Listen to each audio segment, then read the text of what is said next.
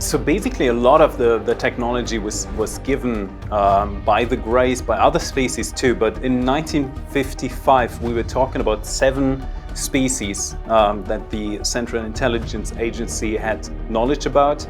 Today, we have exceeded that number by quite some zeros, which is always kind of interesting for people to even realize that. Basically, in the 1950s, these 7 species were heavily involved with certain covert agencies and giving them technologies. So my mission was back then, a diplomatic mission. Hey, we're going to provide this container.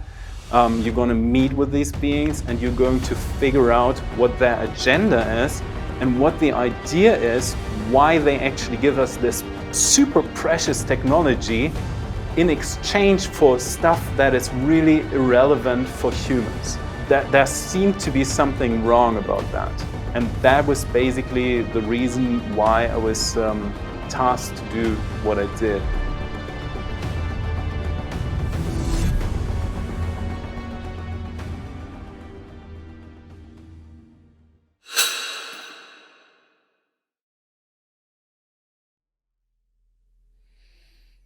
Tim Tactics, welcome on Just Tap In, brother. What are you most excited about right now in your life? In my life, oh my goodness. Well, I'm very excited that we, from the moment when I came forward on Gaia to the moment that we had a big conference in the town that in the country that I used to live in and work in Germany. That it went so well and so beautifully. We built such a beautiful community, and there are so many people around the world that are waking up to the factual existence of other life forms, and that's very exciting. It's a beautiful time, yeah. And I know that in those conferences you run in Germany, you do sort of comedy shows during the experience. So I'm going to start off with a joke. What do you get when you introduce 2 basketball-playing, truth-seeking Cancer signs with a Scorpio mom and a Capricorn dad? What do you get? This year. This conversation. We were just talking the synchronicities that we've had. Oh my God. Wow. I'm excited. That was insane. Yeah, that was detailed. And also you being in Europe. I don't know if your audience even knows that, but that's very special too. Because again, I'm in Europe. I'm not even too far away from where you are currently. So and Europe needs that. Europe needs to go back to the spiritual nature and the spiritual roots. It's been like no other place in the world that has been overwritten by so many different historical events. So yeah, that's deeply moving. Yeah, I agree with you. And to start off, I wanted to ask you, why is not opening up to extraterrestrial contact a lose-lose situation? Why is it not a lose-lose situation? I believe that the universe is doing what it's doing right now with opening us up for the existence of other life forms because it has a reason for that. What we do see, first of all, in a quantum universe, we have different parallel versions of Earth anyway. And we are on this version of Earth where we actually have these contacts. Not all versions of the universe have that because they develop differently. But the reason why that is happening is because we have localized consciousness, little worlds or bigger worlds everywhere, and they all come with their specific issues, but also learnings. So what the universe is doing is basically seeing that there is a little planet in the solar system called planet Earth, and it comes with issues. It comes with unsolved challenges. And some of these challenges have been solved by other species. And now we are brought together in a way that hopefully humanity will learn and be inspired. And we have a lot of evidence that humanity takes a lot of inspiration from best practices and is indeed, in fact, able to learn quite quickly. So that's my hope. And you were telling me a little bit before that the Pentagon changed its policies, where now a lot of undisclosed information is beginning to resurface again. Why is that? Why are we in a point of time where big agencies and organizations like the Pentagon, like the agencies with the government that you worked with, why are they now ready to undisclose certain information?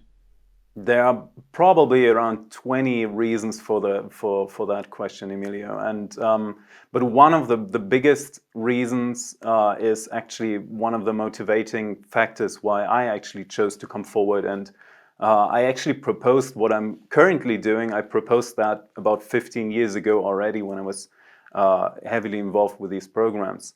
And at that time, there was no interest at all in bringing anything forward, because ultimately these groups have done, quite a job in ridiculing and playing down the factor, which ultimately comes from a certain psychology, and I see the reason why that happened, because when these things happened in 1947 and started, at least in the modern Western world, people were kind of confused, and a lot of these groups tried to do their best to figure out how to deal with that, and did stuff that is just not okay anymore. But one of the biggest reasons why we have that conversation now that we do have, and why we have different levels of disclosure too, because there is like a norm stream level of disclosure that currently you can see with the Pentagon and the congressional hearings and so on.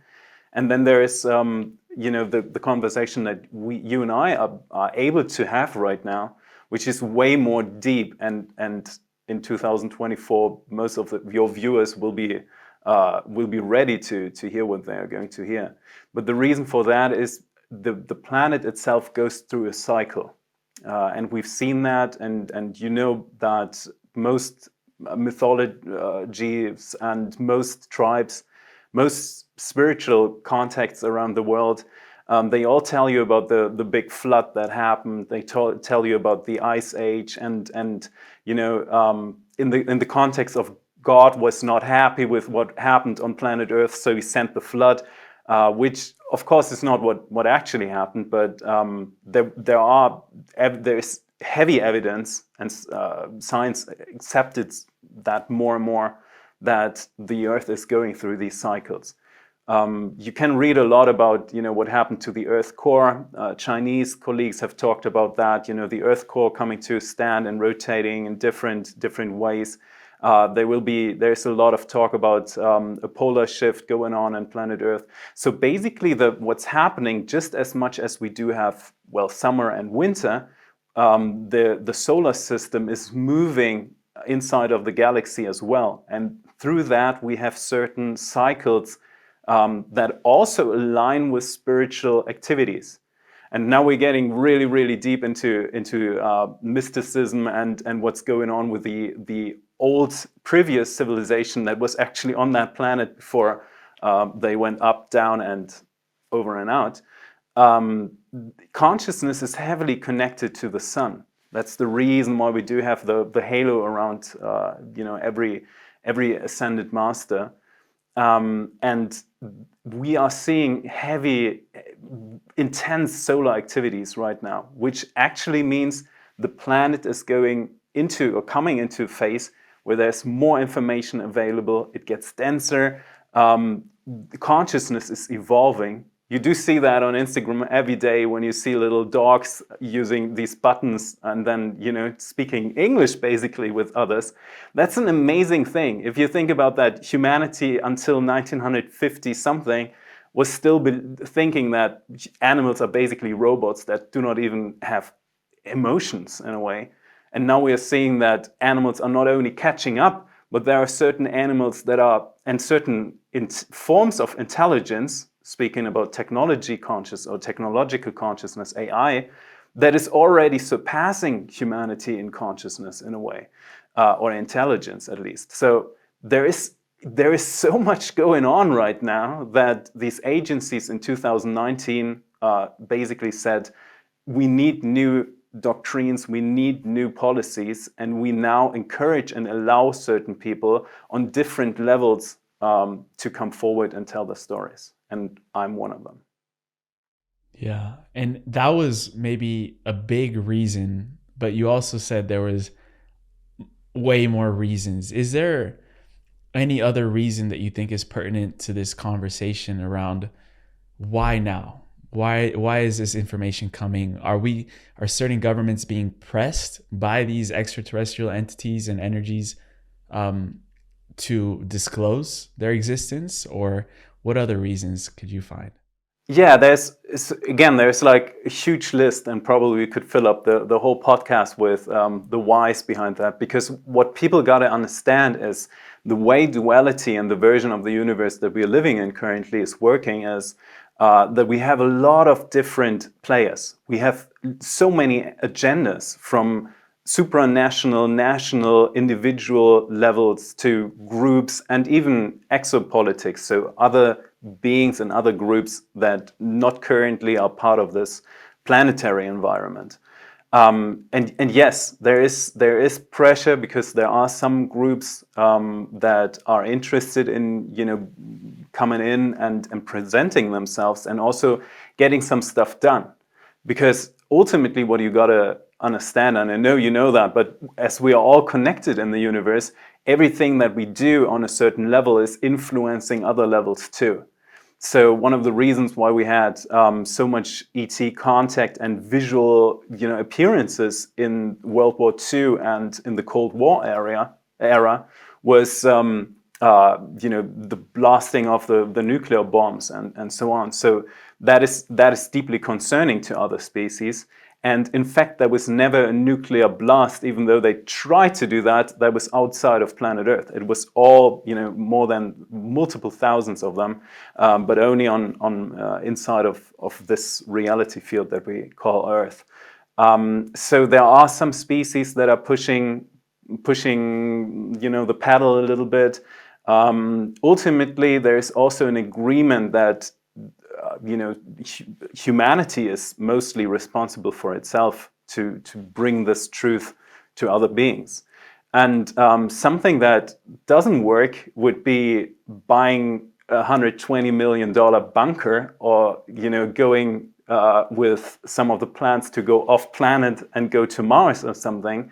Because what advanced programs have figured out is that you are currently connected to your experience on planet Earth, no matter where you go. It's almost like an entanglement. So consciousness is deeply connected to the collective consciousness and to the individual consciousness as well. So there is a need. The universe is pushing us to actually get our stuff straight in a way. But that is a very spiritual reason for why we do have these things right now, because the shift is happening currently. And I think a lot of people are actually waking up to that and experiencing that, especially if we look into like the election and so on. But there's also some reasons for these groups that are pretty much operating in the background for, depends on the country, but sometimes 80 years, if you think about that. And some of the reasons is, for example, my recruitment took multiple years, at least 4 years, until I even know what I was into, So by having, for example, President Trump announcing a space force, which interestingly enough, France has one, the UK has one, Russia has one, Germany has one, and they're all integrated now officially in their military branches. Now you basically have an official website where people can be recruited. 20 years ago, 15 years ago, when I was starting in these programs or in the middle of these programs, there was no recruitment like that. There was no. You couldn't just go to a website and say like, hey, I'm interested in exopolitics. I had no idea where I was going in, and it only makes sense to me in the retrospective now. So there is a couple of reasons why it is happening, but the biggest one is that, and the most inevitable one is, the planet is going through a heavy shift right now.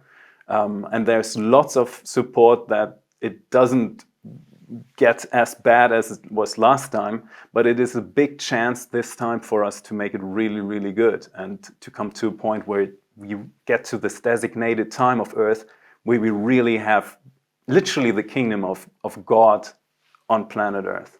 But it's our responsibility.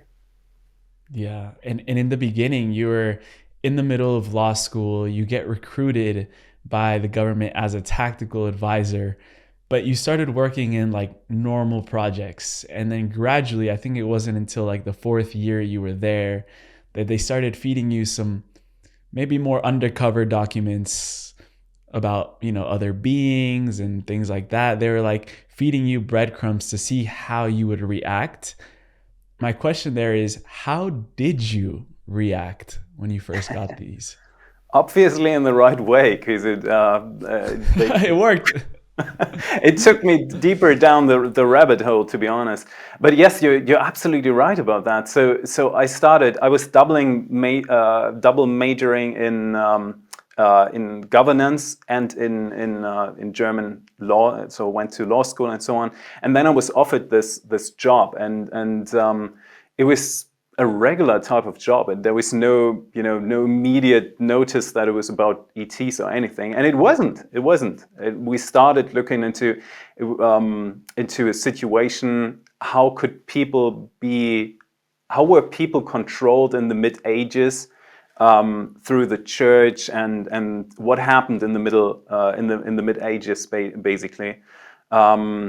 And that had nothing to do with ETs at all. It was a weird and odd thing. And it also was sponsored. It was always called a third-party commission. So until now, I have no idea who actually, funded this and gave the money to doing that research.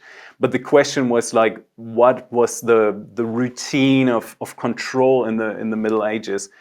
And I was okay with that. I saw that as a research program. I did not have any doubts in is that ethically, morally okay to look into that, because it's history. For me, it's just something to research, and what you take from that is different. You can take from all these insights. You can either use them for the good or use them for manipulation. So I was never I was never questioning what to do with these insights. And then suddenly, certain things landed on my desk, which only made me, aware many years later that there was something weird going on. So it started with documents that we got from a certain library, not very far away from Spain. But not very far away from. That's something you said. But again, we got these documents, and it was really interesting because they were also in Latin, and it took me my whole weekend to actually translate them. I bet AI would have been a great tool to assist there.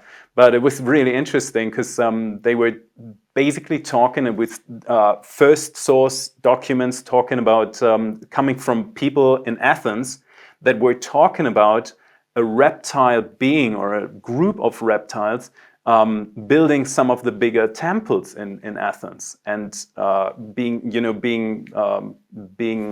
involved in the construction of these temples.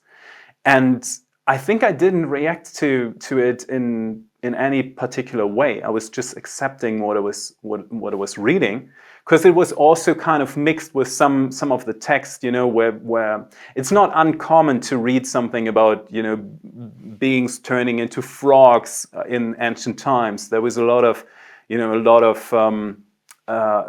was quite a normal read at that time. But that was number one, and that should have made me kind of aware where things are going. And later on in the same program project, which was like a huge facility, research facility, and they were doing other experiments. And one of them was like a laser-driven experiment where they actually opened up the field of light. And I think that was like one of the very, very interesting thing to learn which again didn't influence me too much, but because I was just, observing what's going on there. And what we should realize is that humanity, in the way that humans are designed, we are living on the outside of the particle ocean of light. So while we all get our consciousness from the sun directly, the sun has these two interesting properties where it comes as like an ocean, which we do not see, and it also comes in particles, which is already kind of the decided nature of the informational content of the universe. So what we have is basically a very hard edge type of illusion in a way. But the interesting thing is, if we could poke into this, what we experience as depth and 3D world, if we could poke into that, we would open a whole new world.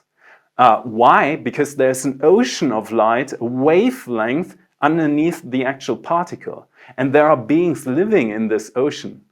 I always compare that to looking to look at the sea, and you would only see the surface level. And if you not enter the sea and if you don't go diving into the sea, you would never know that there is a whole kingdom of plants and beings underneath the surface.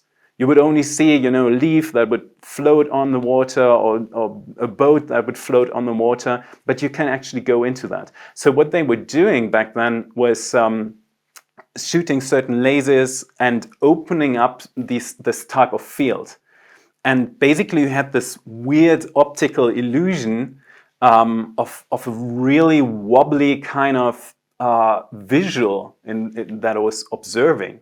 And inside of this visual, there were three beings this size. I know they are not that size, but it was like the way they were portrayed was only that big.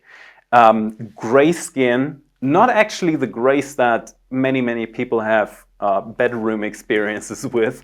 It was actually very slender and very delicate looking, but also wearing robes. And the interesting thing to me is that these beings showed up in the programs and while I was doing stuff throughout my life multiple times. And it showed that there are beings inside of the ocean of light.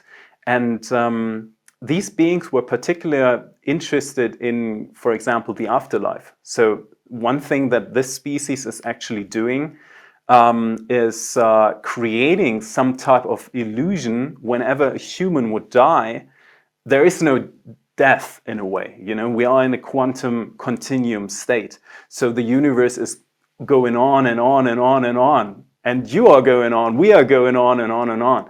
However, the mind can actually trick you into believing that something would end. And that can be a traumatizing situation. So it could increase entropy, or it could increase trauma inside of the universe. And to prevent that, this particular species which I learned later on, is creating worlds in the afterlife. So you could meet your German grandgrandma, and group with other people, which is often portrayed by people that have these near-death experiences. They often see themselves in a park, other beings, other souls around them, and then they are refurbished in a way to go into the next level. So this species was actively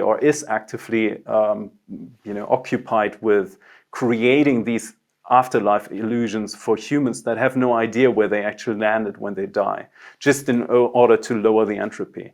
So that was the second time that I saw, or the first time that I actually saw something that was not terrestrial. And my reaction was, I didn't talk to anyone about it, which probably gave me some bonus points or so. And I didn't even react to it emotionally. I became aware of what's going on way later.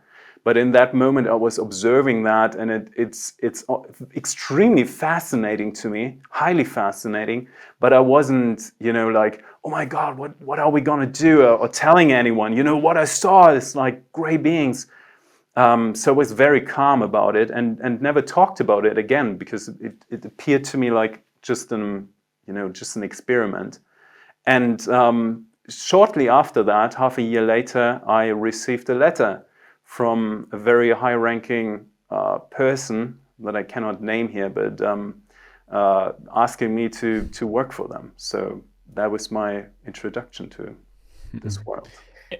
And as that further progressed, you were also then invited into what you call these metallic containers, where these containers, their role and their purpose was to compress down frequencies where you could then sit down face to face with other beings like the Greys. And you've had over 100 meetings face to, like, we're talking like not even like a Zoom. We're talking about face to face conversations where they had these tablets, which was probably the Grey technology. They could translate their languages and their symbols into German. So you were able to have a back and forth conversation. I think the opening question there was, I know that you felt a lot of fear when you first encountered their frequency. It's a frequency that is not nearly close to human frequency.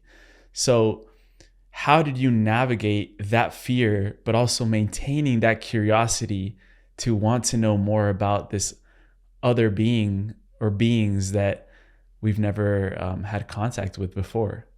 Yeah, that's a fair question, Emilio. So people gotta understand that I was working in the covert field of governance, which doesn't always have to do with ETs, but at one point I was introduced to that. There are certain facilities that are, not on the surface level of Earth, but basically you go into an elevator and it's a very restricted environment anyway. But there are these containers, and one of the big questions that groups on this planet have was, what are the Greys actually up to? And they are not called the Greys, but apparently, they appeared in 1947. We have the infamous Roswell crash, which basically 4 weeks later, the US decided to come up with the CIA. That's the reason why the CIA, the Central Intelligence Agency, was actually founded.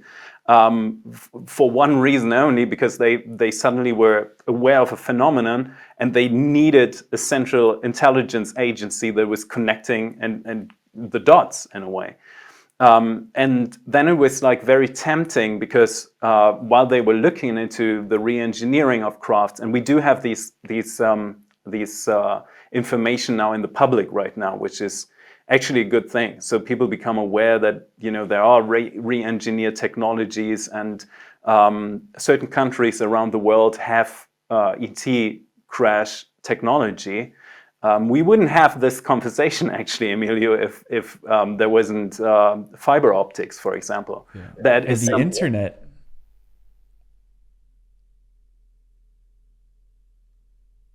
Hold up, I lost your audio real quick. I lost your audio. Can you hear me? We just had to change the microphone. The microphone. You're designed to speak German at one point. I'm gonna learn. I'll learn the Greys language first, and then I'll Oh, get that's into very German. complicated. That's a very complicated language. Where was I? So, do you want to start off when you were saying that this technology wouldn't have been available without some of these interferences? Yes. By, Right. yeah. So basically, a lot of the technology was given by the Greys, by other species too. But in 1955, we were talking about 7 species that the Central Intelligence Agency had knowledge about. Today, we have exceeded that number by quite some zeros, which is always kind of interesting for people to even realize that. But whenever I talk to some senior level CIA people in the US, they always refer back to the 7 species, because that was their first, their first connection in a way. There were some more we classified that as invasive species. Those are species that are just not observing what's going on planet Earth, but actually intermingling with certain stuff. And the Greys are one of those species that are actively, going into the planetary environment. Also, why? Because they can. Because other species. One of the big reasons, and I get that question all the time, like, Tim, why aren't there, beings on the White House lawn? Why don't they just land here? And there's a good reason why they don't do that, because space germs and space viruses are a real thing. Like what happened to South America when the conquistadors came in, they irradiated a full population of millions of people because they had viruses and certain illnesses that people were just not immune against. So that can happen. And the Greys are using these little fiber printed bodies, which is basically a mixture of organic material and fiber printing technology. And they put their consciousness in that. So basically in the 1950s, these 7 species were heavily involved with certain covert agencies and giving them technologies. These agencies were very, very happy about receiving some of the technology, because there was also a race going on. You did not only have the Cold War era, because you also had like this weird situation in the US, for example, where the Navy was picking up on information, the CIA was picking up, the Army was picking up, and everyone wanted to keep their stuff for themselves. So they were quite quick to sign some documents with and agreements with the Greys in order to get their hands on some advanced technology. And it took them 60 years to even start questioning what they were actually signing. So my mission was back then, a diplomatic mission hey, we're going to provide this container. You're going to meet with these beings and you're going to figure out what their agenda is and what the idea is, why they actually give us this super precious technology in exchange for stuff that is really irrelevant for humans. That there seemed to be something wrong about that. And that was basically the reason why I was tasked to do what I did. And the environment is a wild thing, because you have this huge hangar in a way, and you have these container boxes. And I assume that in multiple of these container boxes, stuff was going on. I only, had this one thing that I was working in, and it creates type of an isolated environment in a way where you can actually, have a safe contact scenario, almost comparable to the Situation Room in North Korea, South Korea, where on the border there is this container where on one side someone is meeting, on the other side someone from North Korea is meeting, and then they have these discussions. So the weird thing, and everyone out there who has ever had an experience with the Greys in their bedrooms or wherever, the classic situation of contact, for most people, that is a very scary experience. Even though the Grey would not do anything, most of the times they just, stand there. But you said that very correctly. There is a specific frequency. We learned that in the 1990s. Everything is emitting a certain tone, a certain frequency that can reach into the room. For humans, even untrained humans that have not developed these skills, they're almost like muscles. But for them, it's even like those are 7 meters can be measured over 7 meters.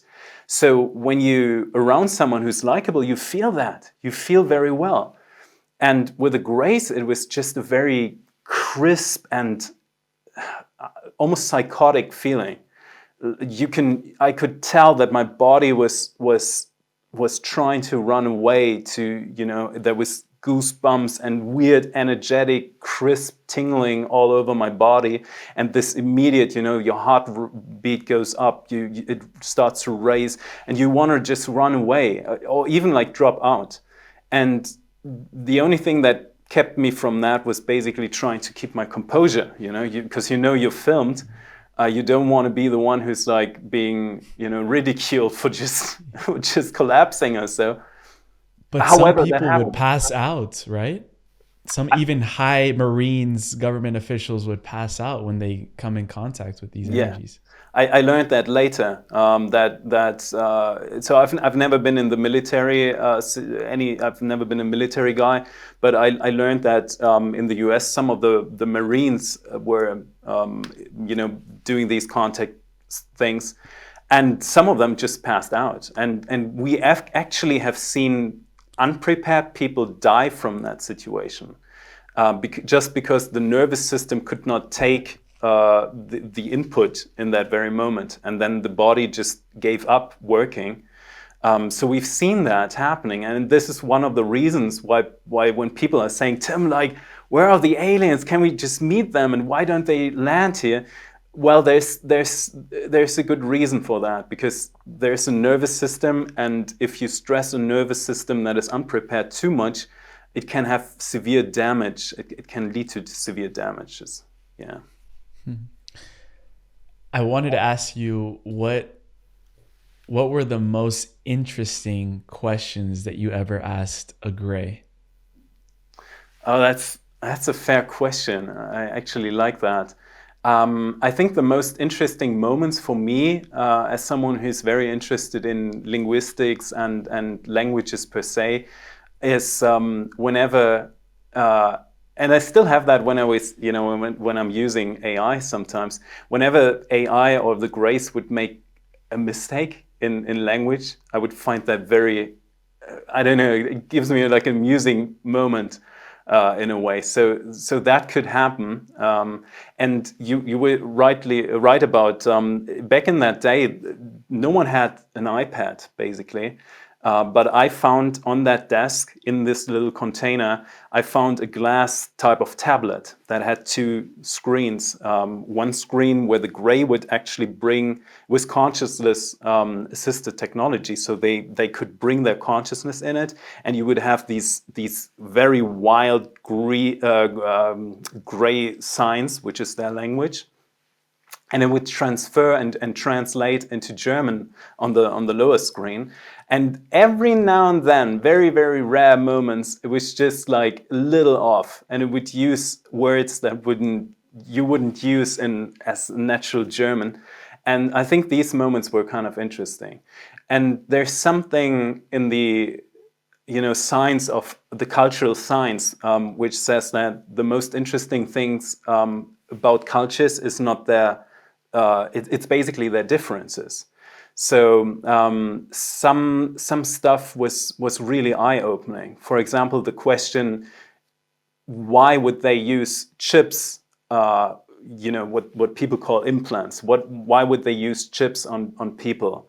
And the answer was mind-blowing in a way, because ultimately there's not a bad, in most cases, in most ET chip situations, it's not a bad situation. It is more like like a very modern type of Apple Watch that is being inducted or like infused into a person, and it would monitor their heartbeat, their health, and so on. So usually there are people on this planet, and a lot of people basically, that have some type of connection to ET species for whatever reason, spiritual reasons, genetic reasons, life path reasons, and so on. And the species that care about these people, they want to know what is happening with this person. Is that person in danger? Does he or she need health upgrades or something like that? So a chip would basically monitor these things, but ultimately that's a disturbing situation for humans, because there's lots of people that have no idea what's going on. There are cases where people just sneeze and they would find a certain chip, which in most of those cases it's not always, that's probably not the Grace, but these situations are troublesome in certain ways. So we had to ask them and say, like, why do you do that?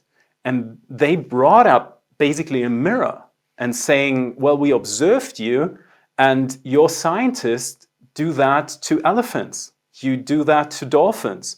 You catch these dolphins.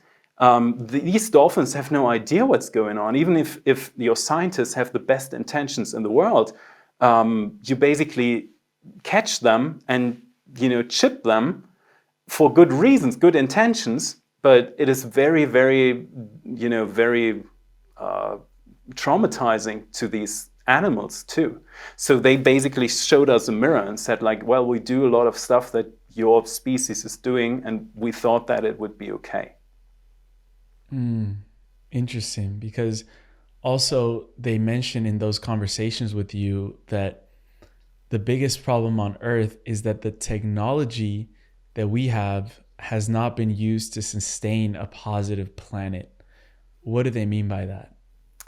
That's a very great type of quote that you're bringing up, because the Greys are very, very much involved with technology, and their whole species evolved around connecting to technology too. So it's they evolved far away from being organic and being more of a mixed species in a certain way, and that is one of the reasons why they actually are interested in humans. They have to come back and regain some of their spirituality, their organic spirituality too. So for them, one of the reasons to give some of the technology is not only to have these contracts that they need for themselves, but also the idea that if you give something beneficial to a species, you would expect the species to utilize the technology for the higher good, right? If it's a win-win situation. Now, the thing about the human species in particular is that when you give something of enormous value to a certain group, what the group will do is not share that. They will, take it for themselves. So the big situation back in the 1950s was, again, not only the Cold War and the situation all around the planet, especially with the World War II situation still not, even though the official war was ended, there was still activities too. Certain groups of World War II still survived and did their stuff. So the situation was that, especially in the US, these departments were just hoarding this technology and by no means were interested to share that with each other, and by no means share that with the president or the Congress or something. When you have Dwight Eisenhower coming to, in his last speech, saying like the one most dangerous thing is these covert groups that have their own armies, their own air forces, the military industrial complex, and they do what they want. That is very literally meant. He means what he's saying there. That was the development, and it took quite some time. It was in 2015, maybe I would say, when the naval forces of the US were actually saying, okay, we have a situation here with so many rogue agencies, so many rogue groups around the planet. We have to all bring them to one table and at least try to minimize the competition and try to figure something out. Because as long as the planet is in conflict with itself, that is a bad situation. If you then think of what the Russians called an open system. They call that an open system, which means now you don't only have the problems isolated in a lonely planet, in a lonely universe, but now you have an unstable planet, and basically, countless other species that have their own way of living and kind of influencing that situation too. When you said that the Greys were interested in regaining their spiritual nature, I'm curious to know how your interactions with them helped you develop and progress your own spiritual nature. I gotta be very honest here. The encounters with the Greys, especially in the beginning, were problematic. Not because something happened, but because of the impact on my own psyche, on my own well-being, and so on. Also, the situation which later on came that I was not able to share the stuff with anyone. The group that I was working for was not giving the type of hold or background that you felt really integrated in that way. So the situation was kind of problematic, and it would develop over time actually. Because at one point it never goes away. That's the interesting thing. It is like going on. I always compare that to a roller coaster. When you meet with certain species, your body just wants to run away. He just wants to get out of the situation so much, and I guess you still have that situation when you go on a roller coaster that is very thrilling, and you do that for the 20th time, you will still feel the impact on your body. You will still feel, when it goes into a drop or when it goes into a curve.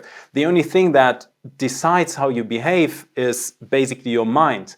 You learn all these techniques in order to calm down yourself and be in that moment and overcome the thrill that your body is actually feeling. So that was kind of a challenging situation, and one of the reasons why I want people to have this information and why I want to make sense of this for other people is because I went through that, and there is a phenomenon called a collective psychosis, which is one of the reasons why we do not have a fake invasion. Why? If you go back 1950s, when some of the Germans that came over to the US in Operation Paperclip in order to work on some of the ET stuff, but also on the moon stuff and so on, because they already did that in Germany back then in the 1940s, so they had insider knowledge.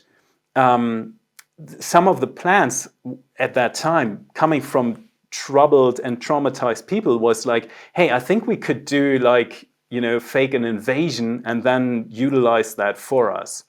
The reason why you wouldn't want that is because people could ultimately drop into a psychosis. And if enough people on the planet would drop into that, the reality field we are all holding up in a quantum universe with our own reality fields would become unstable and would collapse. And that would have effect not only on the people, it would become like a exogen reaction. It would spread in a way. So there are no plans of having a full-blown fake invasion on planet Earth, even though people are still referring to that in many, many ways. But one thing that was beautiful for me was how it went on after that. So I was very, after these over 100 encounters that we had, my own reality in a way was heavily challenged. And some of the plans and projects that I then got offered, I was like, I don't actually want these things, but I'm very glad that I agreed to a second one. So I was in 2 different programs that involved ET consciousness, and one was the Greys, which again, they never did something bad or anything. It was just the impact on the own nervous system and grounding yourself after these experiences. What were you eating during that time? It was tough, to be honest, and I no one wants that for the general population. You just don't want that, because ultimately it would backfire to people if you would break people's consciousness in that way. You want a smooth kind of introduction, which is why we have now these different levels of disclosure, right? We have people in the Pentagon and the Congress having these hearings. So the second thing that I was, and I'm so glad I actually agreed to that, because it was so loving and beautiful, was a contact scenario with an inter-frequential life form. So what people should realize is that the universe is layering levels of reality onto each other, stacking them up in a way. Almost like a television receiver in a certain way, like a radio receiver in a way. You can tune in into certain frequencies and you can turn out into other frequencies. So that is a way of the one-point field to actually have multiple reality realms that influence each other a little bit, but you could still have an autonomous kind of reality experience. And the Germans in the 1940s had kind of an obsession. Not going too much into that history, but they wanted to. They figured out Germany at that time was leading in the field of quantum physics, right? Max Planck, other people and so on. They were figuring out there's a one-point field that is connecting everything and so on. So they were quite obsessed with the idea that there is a designer of the universe. And they believed the designer of the universe to be on the other side of this reality. Basically, we are inside of the television screen, right? But on the outside, there's someone who's playing the game. With their popcorn, just watching. Exactly, with a popcorn, which I would do. I'd be that designer. I'd be sitting with popcorn. But the Germans at that time were thinking, hey, if we can contact that designer and convince him of our good intentions that we have to bring a new order to the world, he's probably going to drop into the World War and going to decide that in our favor. Little did they know that there is a design in the universe, and there's also a designer. We all are designing collectively, but there's also a designing nature of the universe, which indeed is alive.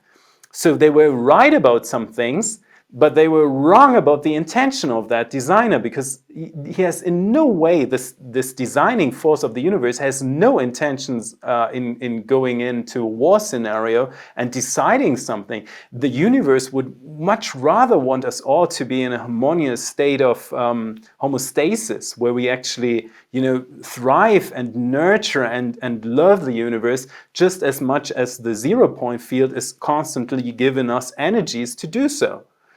The universe is also accepting us to go off path and do some ridiculous stuff. That's okay too. However, it is more stable, and everyone has to come to that point. Otherwise, it's going to become a failed timeline. It has to reintegrate and all that nonsense. Everyone should know being in a state of homeostasis, of harmony, is much more appreciable for the whole universe and for life itself. So they did some experiments. They tried to connect to this designer of the universe, and it basically took 80 years until the technology was there. So I found myself again in this container, this time not with a real live gray being in front of me, but actually using certain coils. So the universe has these frequencies, and if you compress or decompress these frequencies, you can dial into these frequencies. And that, for example, happens naturally, which is revealing one of the mysteries of other civilizations, or the civilization that was on this planet before the humans came in. They were often found in specific locations. They have their temples oriented towards the sun, equinoxes, and so on. So what happens at these moments when the planet is going through these cycles, the frequencies naturally compress in a certain way, and also decompress after that. But in these moments where the frequencies are compressed, these other realms are much, much closer to ourselves, and we can make contact to them.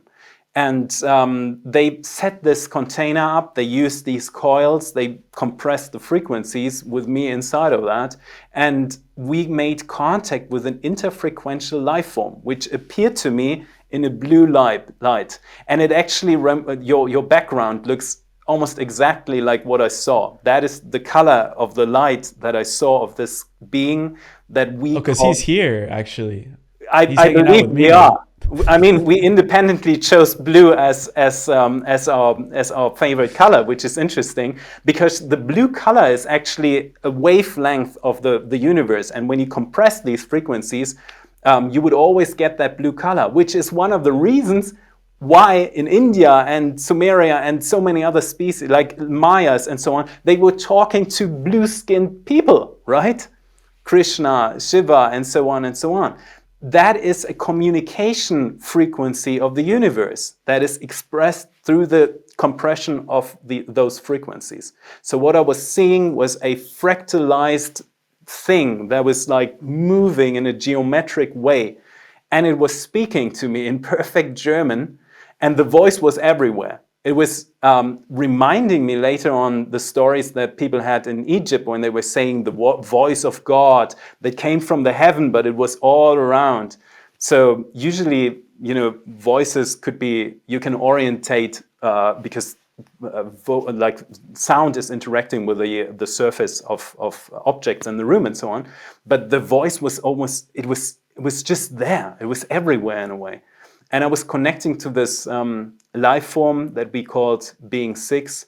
And it was, Emilio, it was one of the most beautiful things in my life because it was so loving.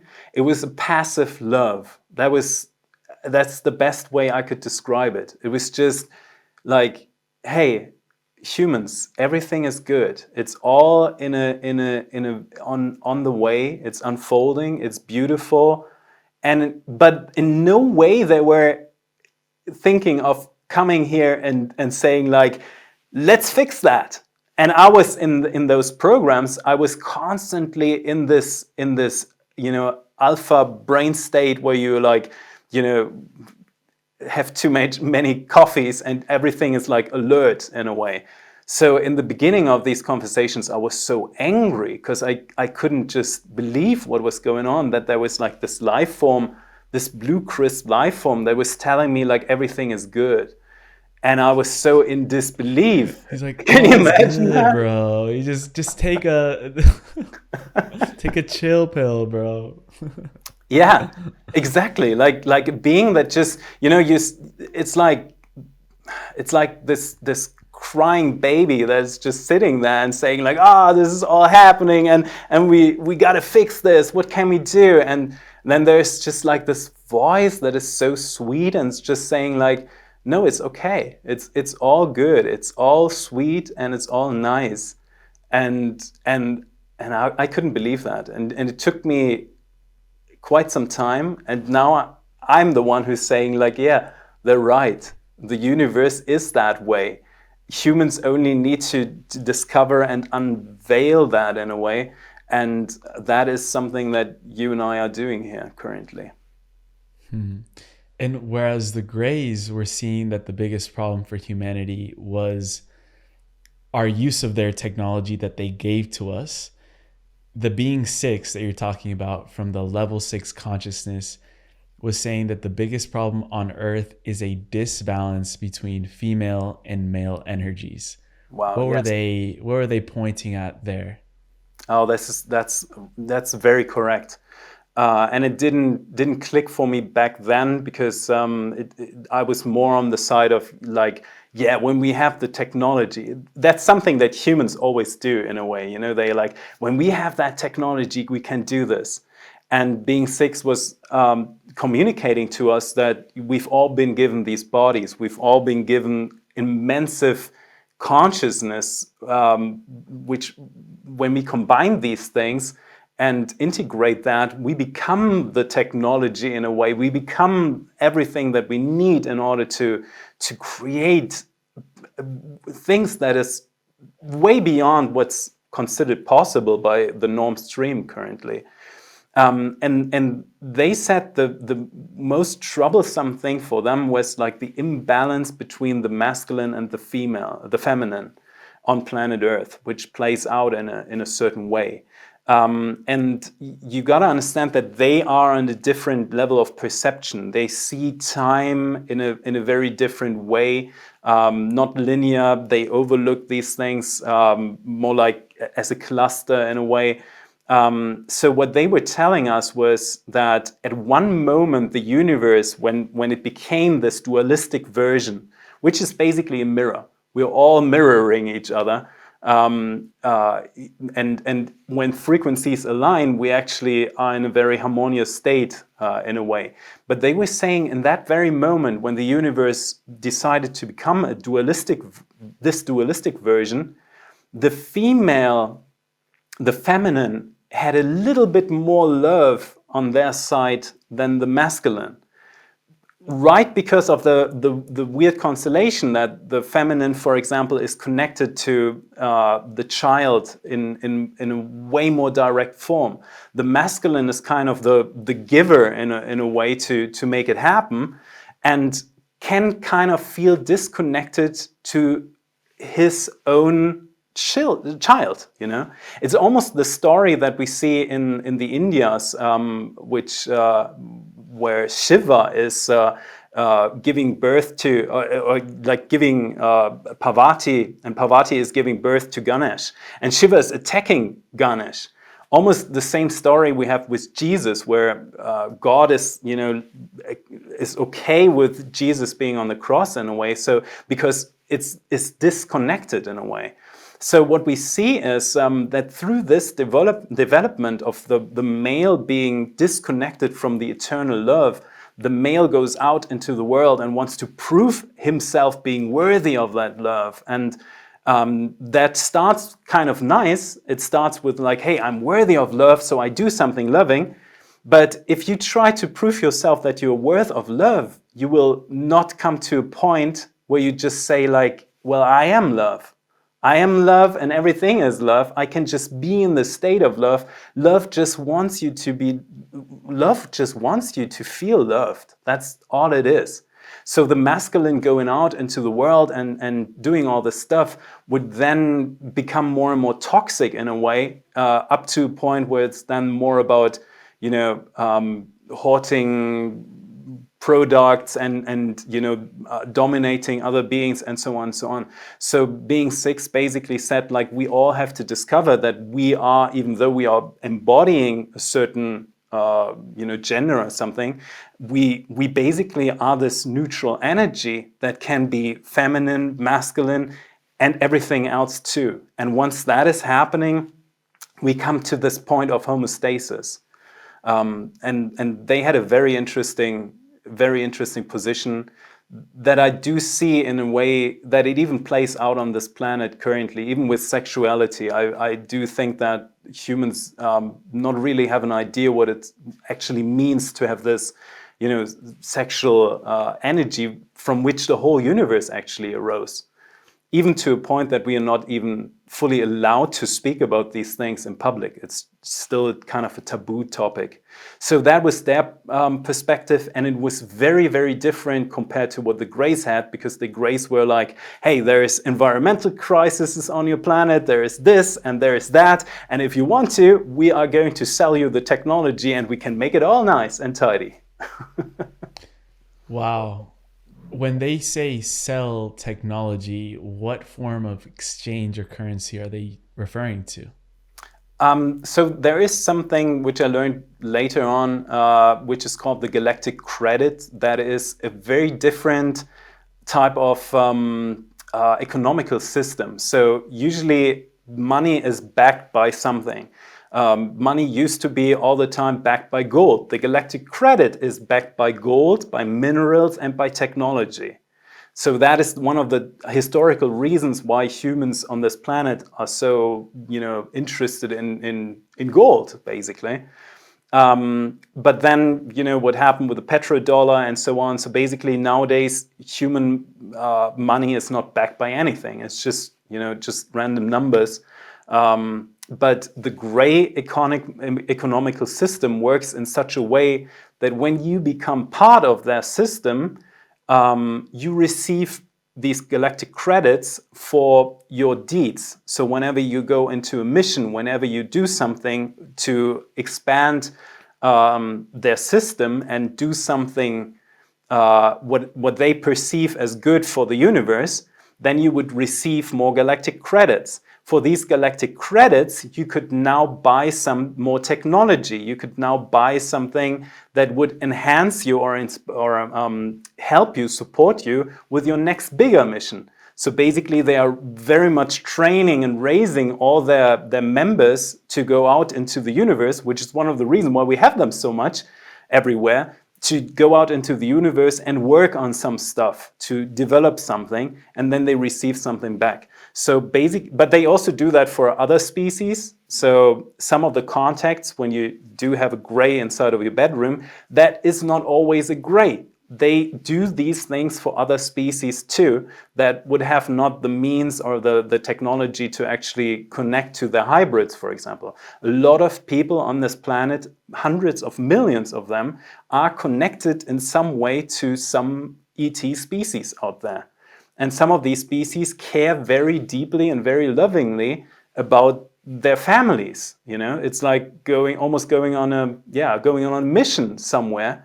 And they want to know that you're good, that you're taken care of. So because they could not or do not have the technology or do not have the right mindset or do not want to interfere with planet Earth, they oftentimes commission the Greys to do the contact work, to go in and give them people a message from their family. So the Greys are mostly like, do you know this Acme company in the old cartoons, the Looney Tunes cartoons? No, no. There's like this one company that's called Acme, which is a company that produces everything or so. They're basically a company that produces stuff. So that is what the Greys are doing. But always back to their own, always in their own favor too. So they get something from it, but they also see that it benefits in a way the universe in certain ways. So that is the way they set up things. And when you are human and when you are interested in things, you can even right now in your embodiment, you could get your hands on technology. But you're then also getting into a contractual situation with the Greys that you later on have to pay them off in a way, right? So you could, when you, for example, need assistance or something, technology or healing for your body or something like that, the Greys would love to come in and provide that, but it also brings you closer to their own system. And later on in your development, you basically find yourself on missions for them or something like that. Interesting. And when you were at a party once, some dude approached you and asked you, "Are you a chameleon?" And you're like, "Yeah, sure." Like a philosophical question, right? I always say that I'm a chameleon as well because I've lived in so many places that I'm really good at adapting. But he was referring to something else, and then he told you, "Bro, I've accumulated 11,000 credits points or something like that." What was he referring to? Oh my goodness, that's one of my that's one of the stories that people love when I tell that. That's actually outside of the programs. I do have, even though I was only in 2 major programs involving extraterrestrial consciousness, there are certain moments in my life where I just ran into ET stuff, which happens for people, once you align to a certain reality, the reality realm opens up much more. So I was at a official party that time. It was, I was in a suit and all dressed up and all very important people around and so on. And this guy came over to me, and as you already pointed out before the interview, I'm 6'5", so I'm tall, right? So huge. I am. And then someone came in who is even a little bit taller than me, which I thought like, wow, that's unusual. But he saw me being tall too, and his specific. He came over to me and said, asked me this very weird question. It was a human, right? He looked human, also in a suit, looked at me and said, "Are you a chameleon?" And as you pointed out, my first impulse was unusual. Normally, any human would probably say like, what do you mean by that? What's that? What a weird question to ask someone who you meet at a party for the very first time. It's not the best, the best opener line for a conversation. Not a good pickup line. Yeah, I was thinking that too. It's not a good pickup line, You don't go to someone and say like, "Hey, are you a chameleon?" But I was saying like, yes, I am. Very, very serious about that because I felt like, I'm with all that I went through. Yeah, very much. I felt that way. And let's see how the conversation is developing. And the interesting thing that I learned quite later, which I learned later, was he was part of a group of ETs that were in disguise. So there are some species that are actually reptilian type, and they have something which, again, I learned later from the CIA or DIA, is called a holoform. A holoform is that they are actually able to use certain hormones in order to regulate the color of their skin, which, for example, octopus do and chameleons actually do, So they can regulate the color of their skin, of their scales, and then they use a little psionic psychic trick to convince someone that they're actually looking like humans. So a lot of the stuff that we're actually seeing around us is made up by how our brains are constructing the world, right? And if you, for example, take drugs, you know that things can look very differently, right? So in the same manner, these beings have trained themselves to a point that they can influence the brain waves in someone else's brain. So these people would look at a normal human. The only thing that they can't actually change is their height, for example. These beings are bulky. They're really bulky, really huge.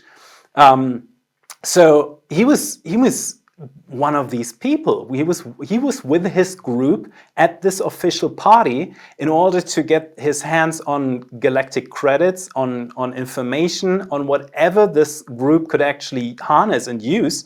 And then they would just leave in a way. They steal things, basically. They are not the ones who are introducing or have introduced the weird situation of Earth, but they take advantage of that. Every now and then they come in here, they take what they can, and they go off. That's just their thing, right? It's like taking candy from a baby in a way.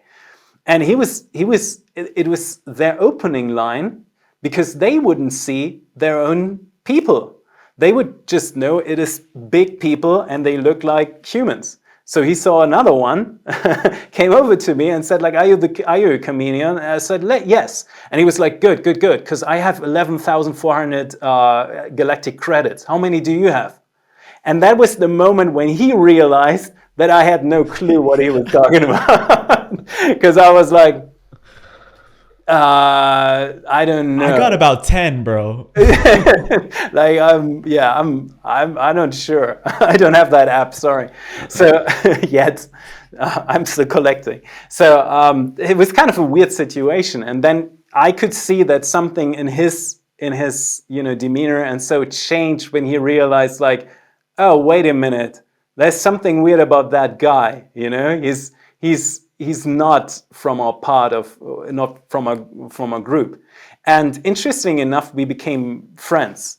So I became friends with a reptilian for 3 months, which is insane. Because what they do is they can only be in this environment for about 3 months. It is also shown that they can only hold their appearance for almost like 24 hours, something more than that, and then it becomes really hard for them to even maintain that. So they have to convert back in a way, because it's like a muscle that you are constantly using in providing the image of being a human. And nowadays we have a lot more, the covert military and so on. They have things going on to prevent that from happening. So it's more of a rogue situation, more of a covert thing. But there were times on this planet where these people could go in and influence states and politics in major ways. And one of the documents that we talked about earlier showed that they were, for example, involved in Greek ancient times and Roman times and so on. Why? Because you basically have a baby situation, a baby species that has no idea. Most humans would deny that there are other beings, so they would not, come into the situation to question something, and then someone who's like more spiritually and more psychically evolved can basically handle them in the way they want. Where do aspects in humanity like racism, like war, really come from? That's a great question, and a fair question too. First of all, we gotta look into the specific nature of where we landed and where we are here. This is a dualistic version of the universe, and it's a solar-based version of the universe. So everything is emitting and receiving photons. And it is a dualistic version because the universe is basically mirroring itself in a way that we have this complex nature of other beings. So with that, there always comes certain, divisions. That's the idea about a duality version of the universe. It creates the opportunity for the universe to actually look into something specifically. Because if you think back to the Max Planck field, if you think back to the 1-point field, everything is happening at the same time, all at once. That is very complicated to find certain weak spots. There are certain, logics in the universe that are causing trauma for the universe. It is almost like a self-repairing mechanism for the universe, because there might be spots that cause pain. Not literally pain, but universal pain in a way. And we are basically in one of those spots. So what the universe is doing, it's like opening, it has this Fibonacci-like nature where everything is mirroring itself. And now you have independent versions of consciousness that can decide for themselves. You can decide for your life, I can decide, and everyone out there has their own life. So that comes along with decisions and creating micro-universes that can really work on themselves. So you have a chance to actually figure out what is the pain point in the universe.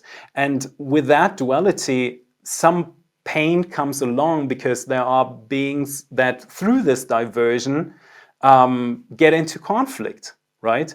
In a version, in a universe where we realize that we are all part of the same life form, why in the world would we destroy something? Why would we attack someone? That makes no sense. That is basically standing in front of your own mirror and doing that to yourself. That makes no sense at all. However, there are certain architectures and certain dynamics in this version of the universe that are just problematic in a way, and painful and hurtful, because there are parts of the universe that are hurting others, and that is hurting the all. That's an issue. So that is on that level. If you go into the history of your question, why is that? Humans have what we figured out, one of the highest evolutionary potentials there is. So humans have an incredible potential of evolving into magnificent, beautiful, divine beings. That is inside of the nature.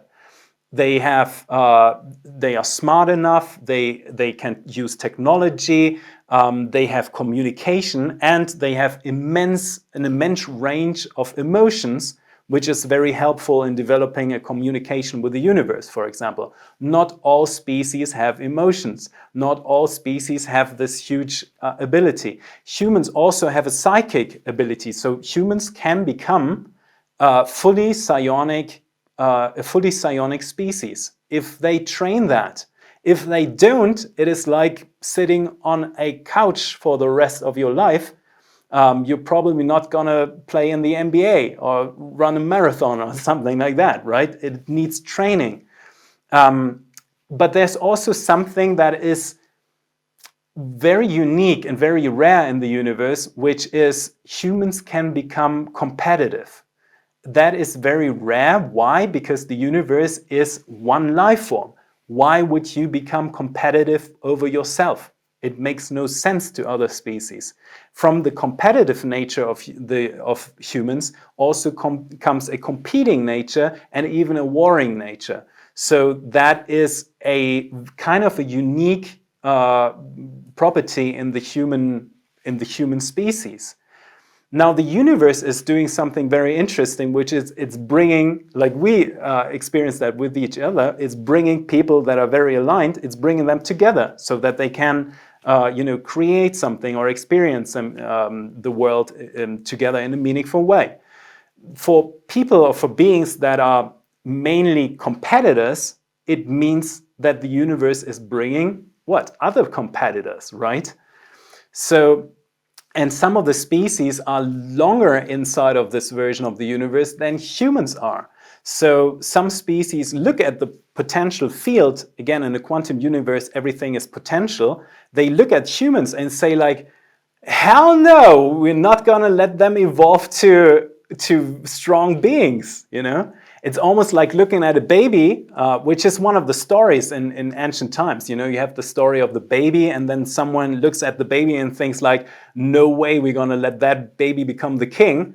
And then they do something horrible to that baby. So that is the situation that happened with Earth over the course of the last 15,000 years. There is another species that looked at the situation and said like, when we let humans develop autonomously, they are going to become very strong and they're going to become an issue for themselves because they can be competitive. They can become a light warrior species, which is something that the universe is actually kind of appreciative about when there are other beings that are actually taking, protective measures and so on. That is actually something good.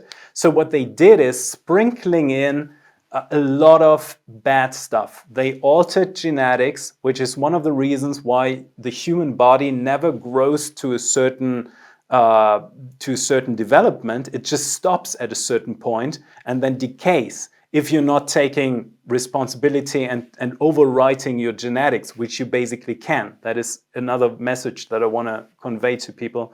You can overwrite your own genetics and change things. They also introduced systems on planet Earth that would bring imperialism to certain. There are certain tribes on planet Earth historically that were very peaceful. Columbus is actually describing that in his diary. He's saying when he came to the Americas, all these Indian tribes, all these natives were giving him stuff freely. They were sharing their land. They were sharing the bananas. Why? Because they said like, that's not our bananas. The universe gave them to us, so we are sharing them with you. And basically Columbus wrote down in his memoirs, he was writing down, those people would make great slaves. There is fundamentally something inside of particular so-called sample groups on planet Earth that have this type of mindset, that they go into a different community and say like, how can we abuse that in a way? That's imperialism. And that is only very particular to very specific tribes on planet Earth. So what we see, and for example, hormones can in certain inherent situations in your body, can, for example, increase the aggressiveness in someone. You might have seen that when you go to the gym and some people use steroids or something. They go into what's called steroid rage or roid rage or something like that. So they find themselves in a situation where they are so angry that they want to just hurt someone for no reason. That is an external factor introduced into a body that would increase something that is not even part of them in the first place. That is something that this species has done, well knowing that these people would then go out and slap others of their own species and would overtake certain things.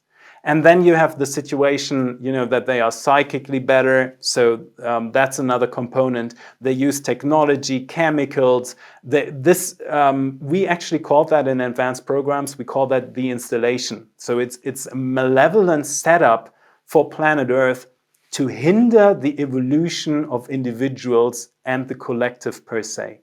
And what we are currently doing, or what I'm very much involved with, is removing that.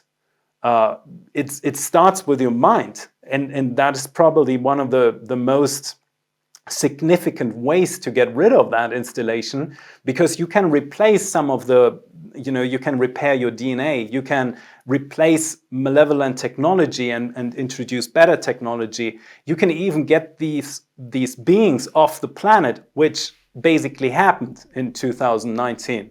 There was a specific thing that was going on planet Earth that kept people locked in their homes. So there was earthquakes and stuff going on, right? So certain groups on this planet, military groups, have taken care that these beings would just vanish from planet Earth. But it's inside of your mind. What would happen to a monkey that is living in captivity and then you try to release that monkey? The monkey would immediately go back into its cage. That is a phenomenon that the installation is, or that we are dealing with in a certain way. People would have a hard time if things are not integrated in very well. Would have a hard time to stand in for themselves. So that's kind of the work that especially I'm very involved with. Getting that out of the minds of people, and then providing them with the right techniques and the right orientation to actually build a functional societal structure for Earth. And going back to being 6, he also would communicate that there's no sense in fighting evil. Fighting doesn't make sense on the higher planes. The universe at some point gets bored of fighting. So when we talk about the mind and the cage that we put ourselves in as well because of these installation programs, how then do we free our mind and develop ourselves psionically or psychically? What's your template for that? Oh, that's a beautiful question, Emilio. Well, first of all,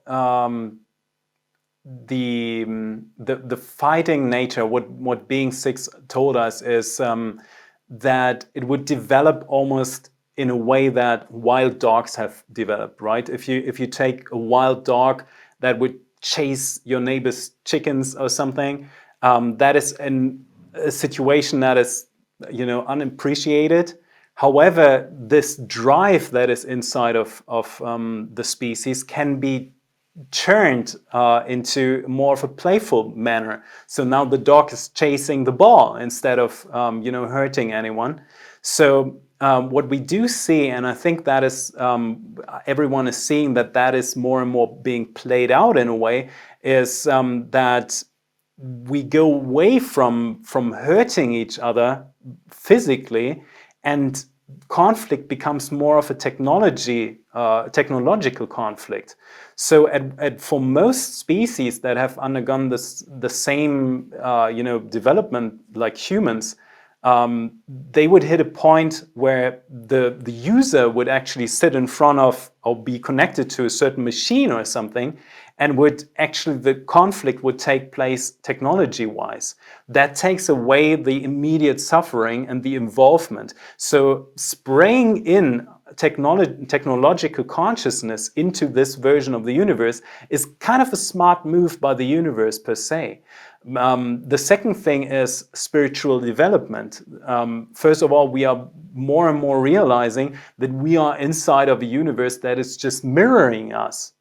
That doesn't always mean there are groups, and the ET species, many of them have done a good job in introducing them to higher levels of consciousness by just showing up in 1947 and earlier. Because now these groups know actually that it's a mirror. That doesn't always prevent you from conflict, right? Just knowing that everyone around you is basically the same life form as you doesn't mean that when someone is cutting you off on the street with their car, that you're not feeling angry about it, right? But the more people realize that we are actually inside of one living life form, and the more positive energy we put into, the more positive energy we put into ourselves. The more that is happening, the higher we grow in consciousness and the better the situation becomes. And then over time, beings will also realize that death, which is ultimately through the installation programmed in such a way that people very much fear what's happening. It's the ur-fear, the fundamental fear in people is death. But they have no issue going into sleep mode every night, right? Every one of us is like experiencing the void, level 6 consciousness, in the very moment before we go into this dream state of mind. So we are dropping into the void every night, and no one is saying like, oh my goodness, I'm so, that no one, everyone is like, oh, I'm gonna have a sweet night of dreams or something. So we're dropping into these other states of consciousness without any fear. That means there is no actual fear when we take away the programming. And the more we spiritually evolve, which is, I'm so happy to do that and give orientation to beings, is the more you realize that, death is consequenceless. You can die, but you are never dead. It's a quantum continuum in the universe. And the more you dial into that nature of you are death, you are life, at the very same time, you're refreshing every 0 second. We learned that through quantum physics, that the universe is basically pushing the F4 button, the refresh button, every 0 second, way faster than we can actually acknowledge. But we are basically blinking in and out of existence at every second. There is nothing to fear about because you're already experiencing that. The more you realize that, the more you train yourself and the more you get the right information and the right technology, the right techniques, the more you come to a point where you say like, there's nothing in the universe that can be troublesome. There's nothing because we are designing that. And that is the point that Being 6 basically told me back then, which I was very angry about because I was involved in these weird toxic groups back then. And now it feels so very, very clear, and I'm happy to convey that and to give that forward to the species and everyone. You've said that humanity is a level 3 consciousness species. What would it take for us to collectively go into the next higher level, level 4, for example? What even would that look like? That's a fair and nice question. So advanced programs have figured or looked for a model of consciousness. And all models are wrong, I'm going to say that, but there are some that are useful. That is something that I always say, because it only applies to human consciousness and comparable consciousness. If you look into other types of consciousness, more exotic types of consciousness that do exist in the universe, it already doesn't make any sense anymore. But it helps to understand what humans actually are. So at a level 3 consciousness, and we already start with level 3, this is a consciousness where you look into the mirror and say, oh, that is me. That is I am this. And there are certain life forms, and I explicitly call them life forms because I want people to realize that they are alive, that do not have that. They do not look into the mirror and see themselves. If you go back 50 years, or even if you go into the Indian jungle and you see some elephants there that had no further contact with humans, they would approach a mirror in the same way that they would approach an enemy or a different animal. So they would immediately attack or run away from their own mirror. That means they are not at level 3 consciousness, they are at level 2 consciousness, which is a lesser amount of information that can be taken in. But in the very moment when you are at level 3 consciousness, the universe creates a quantum container that is storing all the information that you are taking in. And that quantum container traditionally is called a soul. So at level 3 consciousness, you have your very first baby soul, and you make experiences. For example, you take in your first ice cream and say like, wow, that is tasty. And then that goes into your soul container and you repeat that experience because the universe is looking for something what we call divine love. Those are states of consciousness where you are in a deep feeling of connectivity with the universe and being very, very homey. Let's put it that way. You feel very, very at home with the universe per se. And the universe needs that because in every other version, like when you're not at home with yourself, people would have a tendency to become unstable. They would become, they would suffer, they would decay, and so on and so on. So it's a clearing system of the universe. And that happens at level 3 consciousness. However, that can expand to a whole reality. So when there are enough beings that are at level 3 consciousness, which the norm stream humans might still be at, then that would go into the earth in the living environment that you're in. And now you're inside of a level 3 reality realm.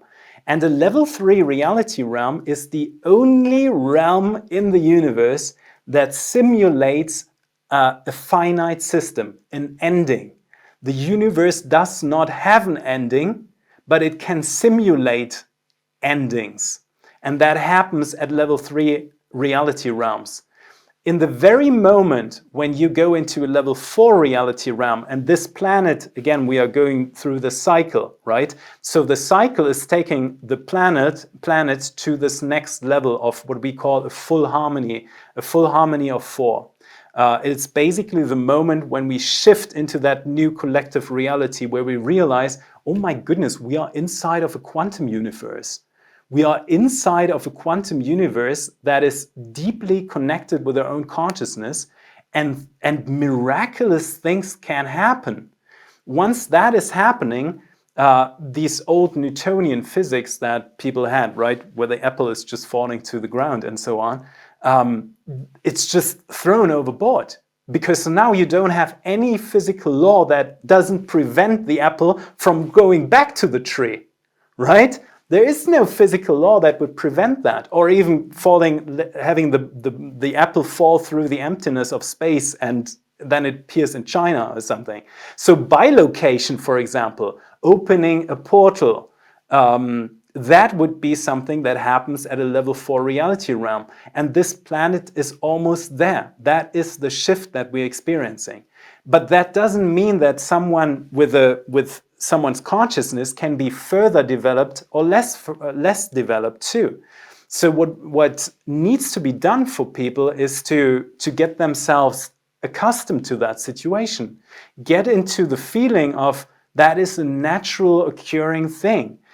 These things can happen. Other species, for example, are part of realities that are at level 4 reality, for example. They will merge with ours. Miraculous things, like, for example, psychic effects. Very likely everyone here listening to this podcast has had this experience of thinking of someone and then your phone rings, right? That is a glimpse of what psychic phenomena can be like. And that is happening once the planet or the consciousness is going into level 4 consciousness. The planet can host level 4 already. That is the reason why we do have some ascended masters, why we do have people in India that meditate a lot and do miraculous things that are even seen by hundreds and thousands of people that witness that.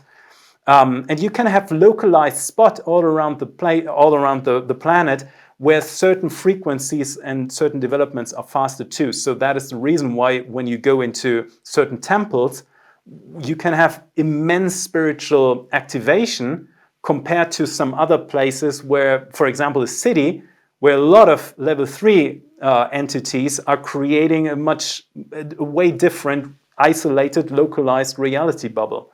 So my advice would be detach yourself from the norm stream in a way, and find beings that can help you, support you, leveling up what's possible, and realize these things in a way that they are brought to you and they are okay. It's okay to witness these things. There is a lot of benefit that comes from harnessing and enjoying and exploring these phenomena. Beautiful, beautiful. And one of the biggest things that I was wondering when I see you just talk about a lot of these things so freely, so publicly, I'm wondering, how did this guy get a green light, knowing from where he was working at in the programs, to be able to talk about this so freely? And I heard you say that you were given the role of an independent field operator, where you would essentially be freed from these administrative limitations that were placed by these same governments or programs. What does it really mean to be an independent field operator in this day and age? And how were you able to grant that access to be able to spread this information so widely? Well, it mostly means that none of these human groups will have your back if if very needed. So that's, and also you don't officially get fundings for what you do. So it's a very comfy situation for certain groups. But there was just something within me that was always so strong, tending towards connecting the dots and getting out there. So in the very moment when I was in the program with Being Six, and they were talking to us about the cycle that the planet is going through. And again, right now, if you go to Netflix and if you see Graham Hancock, for example, talk about certain things, you will realize there was a previous civilization on the planet. There was a flood. There was a very strong cataclysmic moment, and then things are basically resetted to a point where development just starts over. And I don't want to spoil this here, but these civilizations back then, they still exist. Some of them went underground, some of them went up, some of them were the foundation of what became humanity in so-called modern days. So I was kind of alert in the very moment, because they were saying like, hey, you have about 15 to 20 years until that major shift is there. And I thought the preparation phase that is being given to species to prepare for this when information are freely available is about 15,000 years. So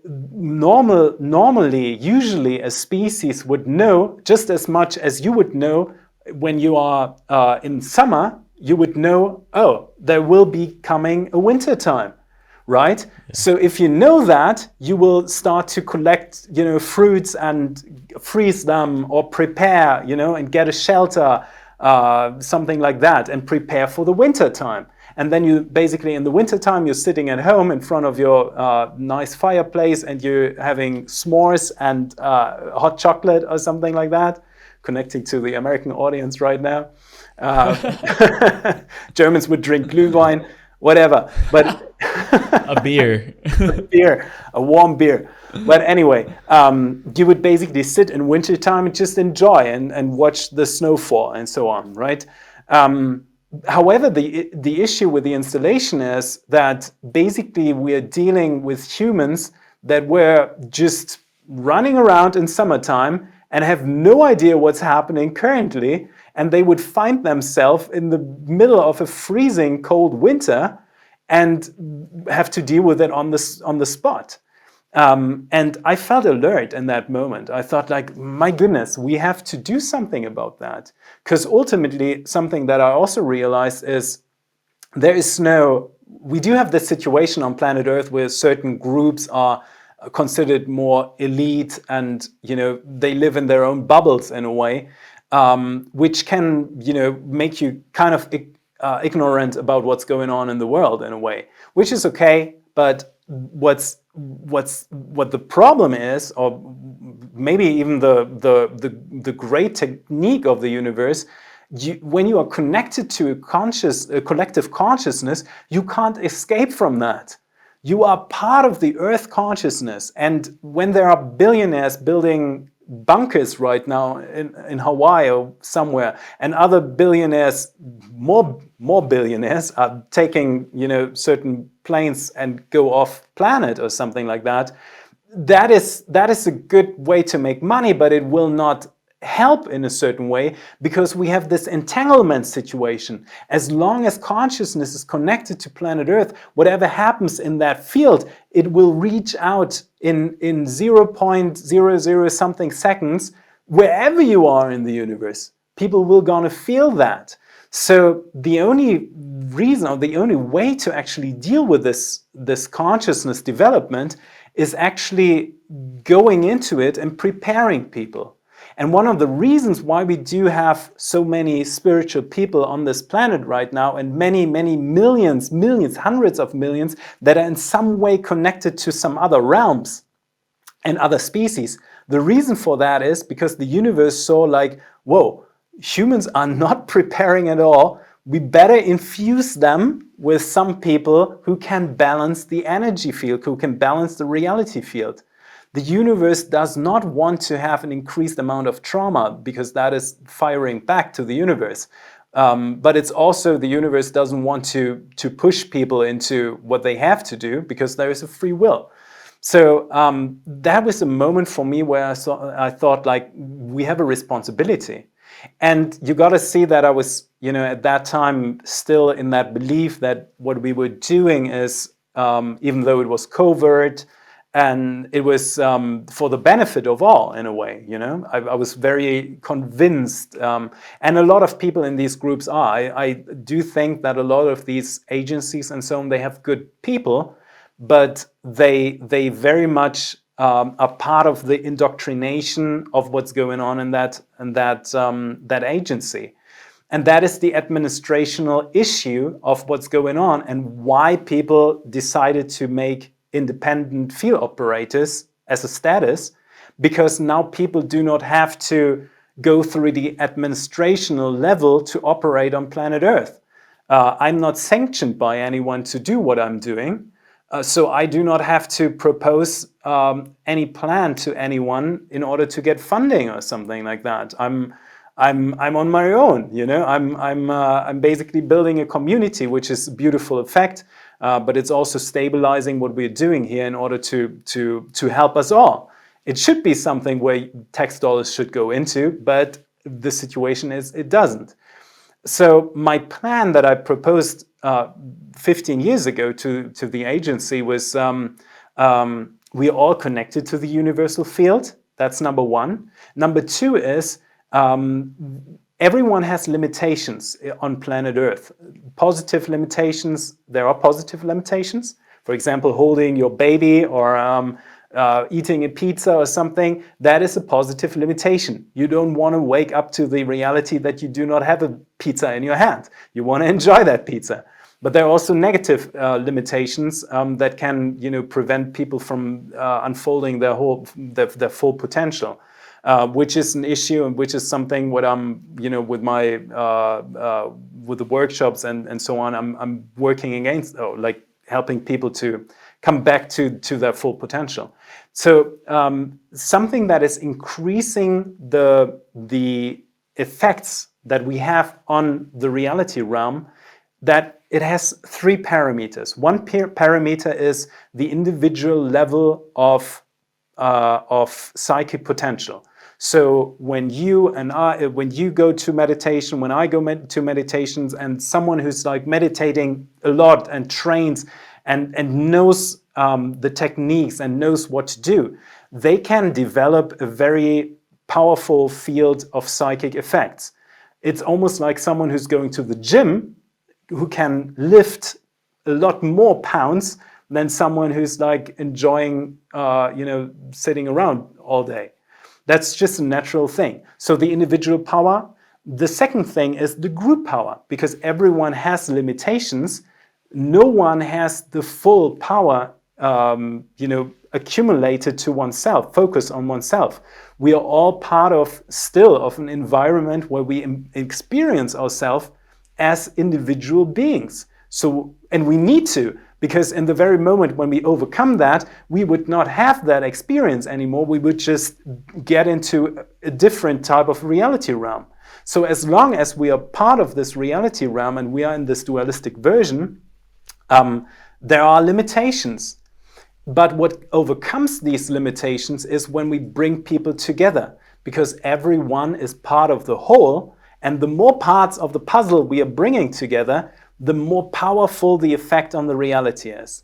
And the third effect, which is a beautiful thing, and that is something where humans are very, very much, have an advantage over many other species, is the emotional connectivity to each other.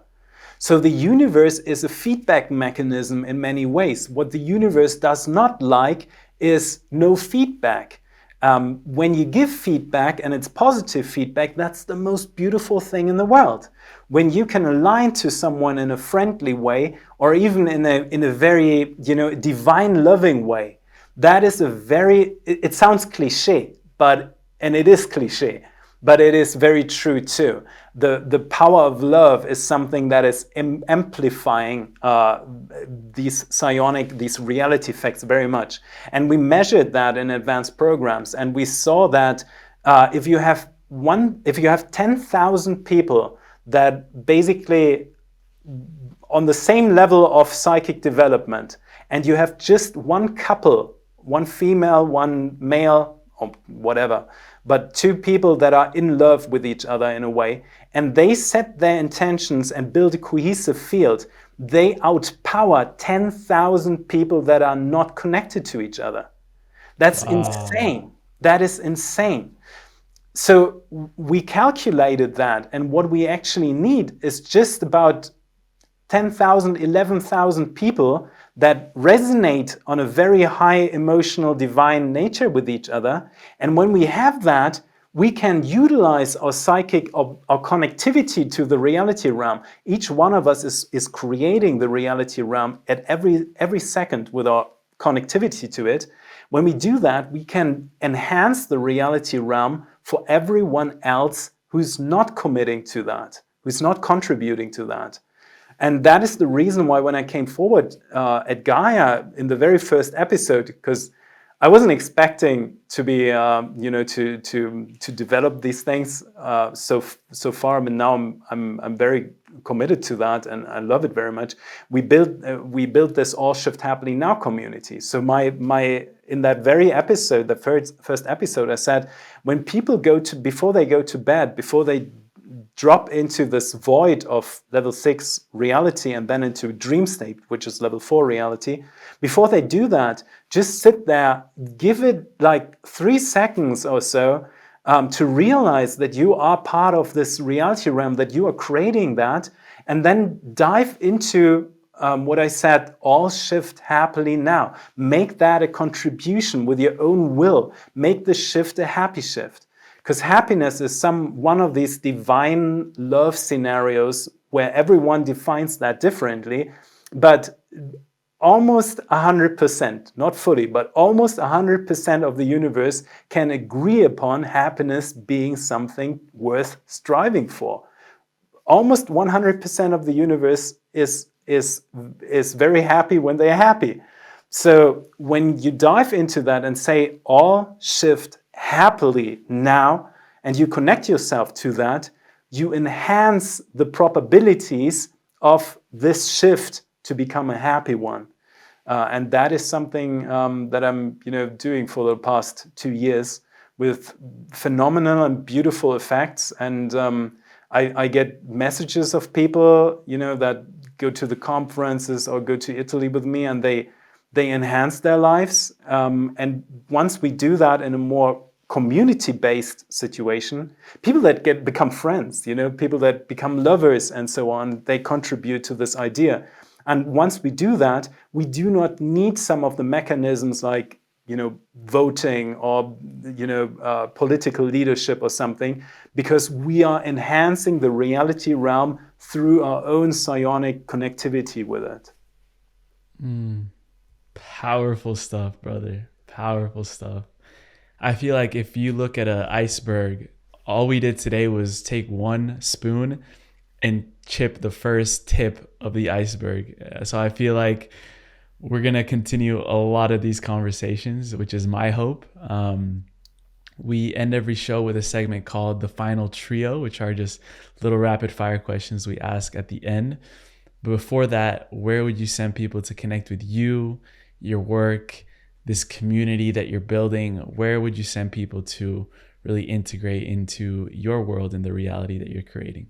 Beautiful. Thank you so much for the opportunity. And I want to invite everyone to become part of the All Shift Happening Now community, because what we're doing is really enhancing the reality, not only on an individual level, but also for everyone, for all your loved ones, for your friends, families, everyone, even your parents, everyone you've ever thought might not make it through the shift. Well, you can make that happen for them by creating a bubble or holding a space so that we all make it through this. And that is one of the deep learnings that we all have, that we come back to our individual powers. So people, join our communities. allshifthappily.now.com is my website. There's a lot of stuff. I'm sharing a lot of, I learned how to compose some of the wisdom of the universe into 1-minute clips for Instagram. That's definitely a talent that needs to be developed. And I'm doing that on Instagram. I'm tim.tactics. If you have Instagram, follow me there. I also developed my YouTube, which is Tim Tactical in one word. allshifthappily.now.com would be the right hub to connect to us there. Amazing. And as always, we'll include all of that in the show notes where people can go directly and find all of those links. And for the final trio, the first question, the first two are personalized to the guest, and the last one we ask at the end of every show. So the first question is, what is your formula to give birth to a timeline where all of humanity shift happily now? That's it. All shift happening now. I very much believe in when we connect to each other as puzzle pieces of the all. When we connect to happiness as the goal, where we pull this freaking earth into, it's gonna be a beautiful bag, a mixture of stuff that works for everyone. I very much believe in the idea of happiness. It was actually my first word when I came to this planet. It's kind of funny, but that was my first word that I learned. My mom always told that story. So I very much believe in the concept of happiness, and I think that is all shift happening now. Yeah. Beautiful. The second question I had for you is pretty interesting. What's one question that you would ask any ET, extraterrestrial alien being today? Oh, that's fascinating. Oh, that's a good one. That's one of those questions that you regret in 2 weeks until you have a better question, right? I'd be interested to figure out something about their food situation. I would dial into their art, their music, something like that. All the stuff that was like not the number one priority on governmental lists. So something like that would be interesting. Do people have pizza in other species, for example? What's your favorite song? That's my For example, something like that, right? Because there are beings that that have a very similar eating dietary routine. We actually know that there are some species that are kind of disgusted by the amount of sugar that is inside of human food. There's a tendency to oversweet everything on this planet, and some species don't like that. They don't sugarcoat anything. They don't, yeah. Which probably we wouldn't do if we didn't have sugar, or our taste buds would be developed differently too. But that would be kind of interesting. I like these little things, like what's your music like? What's your culture like? Something like that. these little things. That's something cool. I mean, it reinforces the truth that we are not as separate as we believe to be. So really getting in tune with these normal everyday things that we all have when we're in these physical vessels, I think could really, really create this sense of connectedness between species that don't look anything alike, but maybe have similar interests. That's why, like, our first questions to each other were like, where are you from? When's your mom's birthday? And then we found all of these similarities and we're like, damn. That was insane, yeah. Up to the colors. What would you ask a species? What would your first question be? Wow. Yeah, you just turned it over on me. I like it. I like it.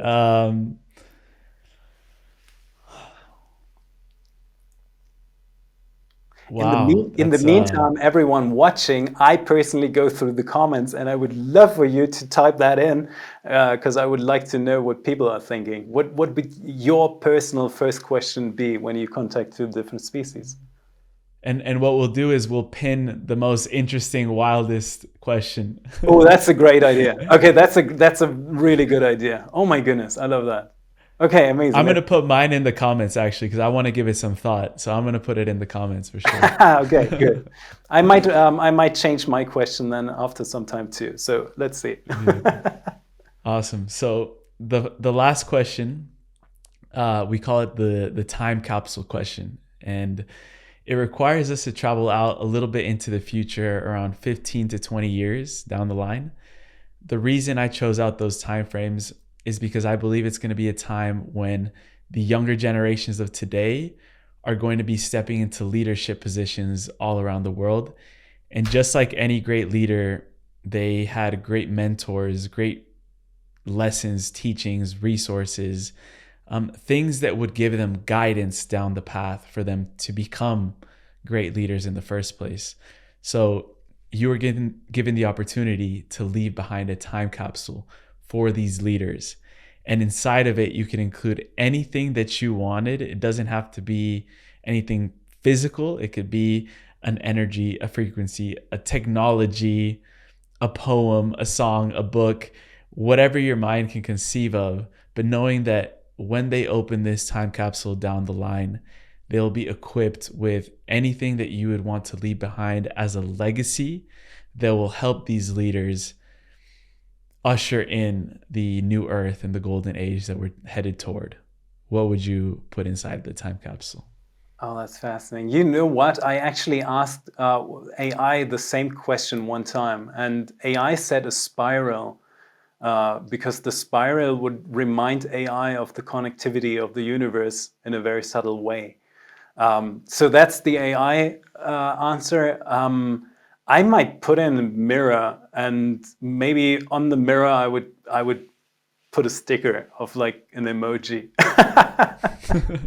to make it kind of a fun thing. You would stick on there, "Are you at level 4 yet?" Are you already living? Yeah, something like that, like a mirror that you could look into, and then like one of these, these bathrooms that you find like in clubs or so, where people just randomly put their stickers on. I would like take an emoji sticker that is just a freaking smiley, or like winking, like a little ironic, because I think the universe, at least my universe, is that like very, very humorous, but also with a little bit of irony. So I would like put cheeky. That on. And like something like universe. That, right? Yeah, like wasn't that ridiculous when we were all part of the Earth experience that time back then, and then it turned all wonderful at one point. I love that, brother. Wow, wow. I need a deep breath after that, brother. Thank you so much for being so generous with your wisdom, with your knowledge, all that you have accumulated, and really having the courage to speak your truth.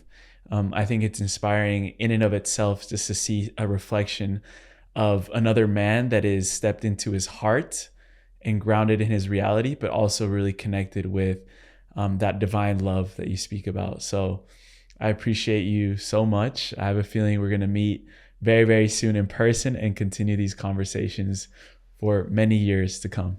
Yes, I want to do that. I want to bring some cameras and do something without this wild dividing thing here in the middle of that YouTube clip. So definitely, and Emilio, thank you so much for what you do actually, because the podcast is amazing. You have amazing people there, and I think the universe is really in favor of what you do. So yeah, best of luck to that, and I can't wait to actually do something in person, 100%. Me too, brother. Much love.